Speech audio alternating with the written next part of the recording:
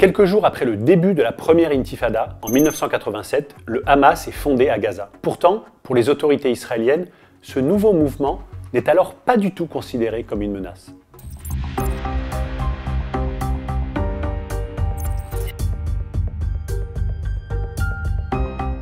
Bonjour, je m'appelle Vincent Lemire, je suis historien et auteur de plusieurs ouvrages sur l'histoire de Jérusalem et de sa région. Je pense que pour véritablement comprendre le conflit israélo-palestinien d'aujourd'hui, il faut remonter aux origines et mettre l'histoire en perspective. L'année 1987 est particulièrement importante car elle a vu naître un nouvel acteur dans ce conflit israélo-palestinien, le Hamas.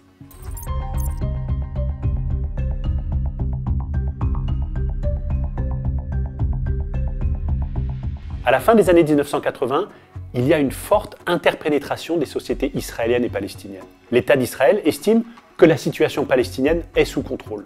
Les Israéliens et les Palestiniens sont autorisés à circuler librement entre Israël et la bande de Gaza. Le gouvernement israélien, qui veut atténuer le ressentiment de la population palestinienne, redouble d'efforts pour améliorer son niveau de vie et distribue des permis de travail. Cette illusion est l'une des causes structurantes du conflit.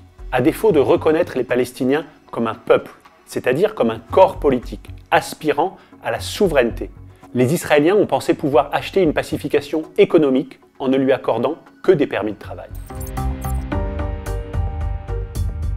Le 6 décembre 1987, un officier israélien est assassiné à Gaza. 2 jours plus tard, un camion israélien percute une voiture palestinienne. L'accident fait 3 morts et des blessés graves. Considéré comme un acte de vengeance par les Palestiniens, cet événement déclenche un vaste mouvement civil et populaire dans la région. À Gaza, à Jérusalem et en Cisjordanie, des hommes et des femmes, souvent jeunes, prennent des pierres et les lancent contre les soldats et les chars israéliens. Les images de ce soulèvement font le tour du monde et révèlent l'effervescence politique de la société palestinienne. Ce qu'il faut savoir, c'est que dans la chronologie palestinienne, ce soulèvement est inscrit dans la continuité de la grande révolte de 1936-1939.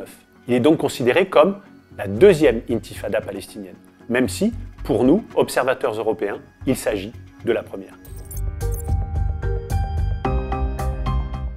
Quelques jours après le début de la révolte, le Hamas, ou mouvement de la résistance islamique, est fondé à Gaza par Ahmed Yassine. Il émane de l'une des branches les plus radicales des Frères musulmans, mouvement islamiste anciennement installé en Égypte. Contrairement à l'Organisation de libération de la Palestine, l'OLP, et au Front populaire de libération de la Palestine, le FPLP, ce nouveau mouvement, qui est conservateur, religieux et qui prône le respect des valeurs familiales, n'inquiète pas outre mesure les Israéliens. Le Hamas s'inscrit dans la continuité des pratiques des Frères musulmans qui ont toujours pris soin d'ouvrir des orphelinats, des écoles et des dispensaires dans les régions où ils s'implantaient. Pour les forces d'occupation israéliennes, ce mouvement politique, très marginal, n'est a priori pas une menace. Avec la charte du Hamas, publiée en août 1988, le Hamas revendique l'instauration d'un État palestinien souverain de la mer au Jourdain.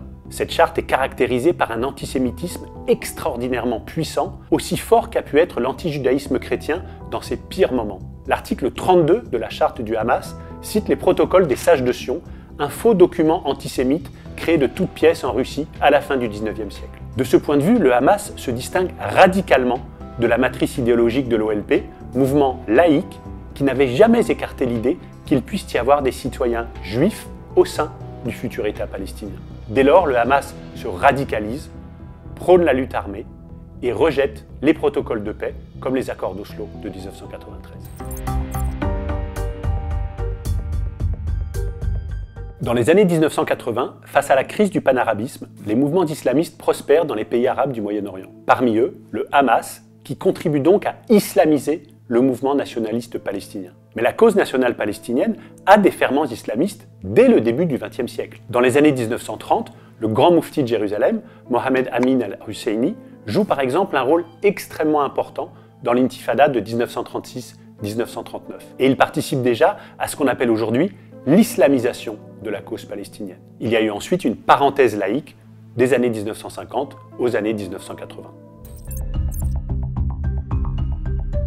En janvier 2006, le Hamas gagne les élections législatives contre le Fatah. Du fait de ces résultats électoraux, le président de l'autorité palestinienne, Mahmoud Abbas, choisit comme Premier ministre Ismaël Haniyeh, le leader du Hamas. Cette victoire provoque des affrontements violents entre les partisans du Hamas et le Fatah. Au cours de l'année 2006, les violences interpalestiniennes causent la mort de plus de 300 personnes. Le 17 mars 2007, Ismaël Haniyeh, reconduit dans ses fonctions de Premier ministre, forme un gouvernement d'union nationale avec le Fatah. Mais les combats reprennent dès le mois de mai et le 14 juin 2007, le Hamas s'empare du pouvoir dans la bande de Gaza en assassinant des cadres du Fatah.